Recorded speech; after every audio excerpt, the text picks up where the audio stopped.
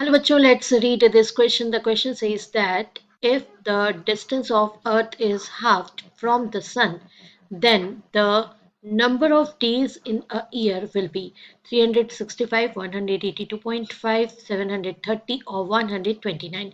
We have to choose the correct option. तो आइए बच्चों सबसे पहले हम डिस्कस कर लेते हैं की answer.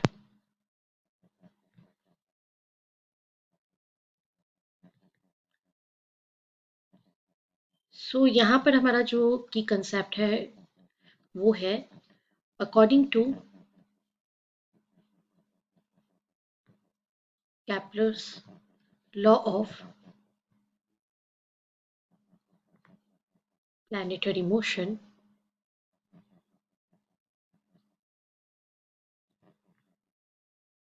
T square is proportional to R cube.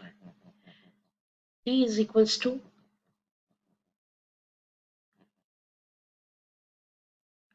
time period of revolution and R is equals to semi-major axis. Exactly इस तरह से अगर कोई भी सैटेलाइट या कोई भी प्लैनेट सन के अराउंड रिवॉल्व होता है. अब अर्थ हमारा एक प्लैनेट है, यहाँ पर सन है और यहाँ पर अर्थ है और वो रिवॉल्व हो रहा है, तो उसका जो टाइम पीरियड है वो आर के यानी सेमी मेजर एक्सिस के साथ इस तरह से रिलेट होता है कि T square is proportional to R cube.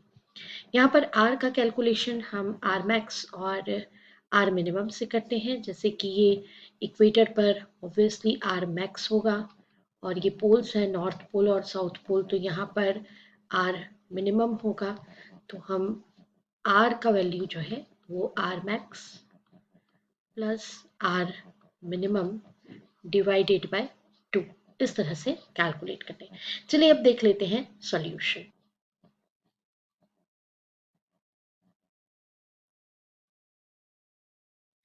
तो स्टूडेंट्स यहाँ पर जो हमने रिलेशन अभी आपको बताया T square is proportional to R cube, therefore हमारा जो केस 1 है अगर हम उसमें टाइम पीरियड को टी स्क्वायर माने टी वन माने तो T one square is proportional to R one cube.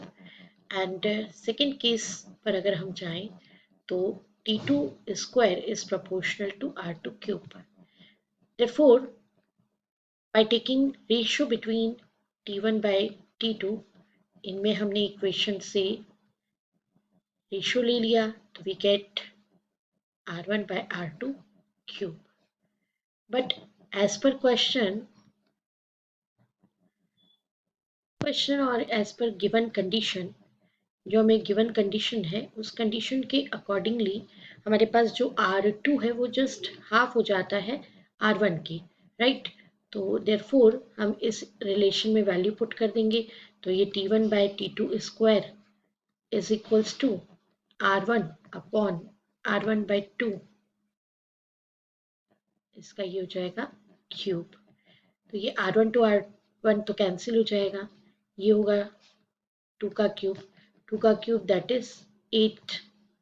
आपको T1 बाय T2 चाहिए तो आप 8 का क्या ले लेंगे 1/3 रूट ले लेंगे, राइट. तो दैट इज सॉरी 3/2 2/8 रूट ले लेंगे. तो ये कैलकुलेशन जब आप करेंगे तो ये आएगा 2√2. नाउ फर्दर आपको ये पता है कि T1 मतलब नॉर्मल केस में कितना कंडीशन होता है 365 डेज. तो ये T1 का value 365 days divided by T2 2√2. So therefore we calculate T2 from here, that is equals to 129 days. तो चलिए देख लेते हैं कि कौन सा ऑप्शन करेक्ट ऑप्शन है. तो यहाँ पर option D is the right option. I hope you understood it well. Best of luck. Thank you.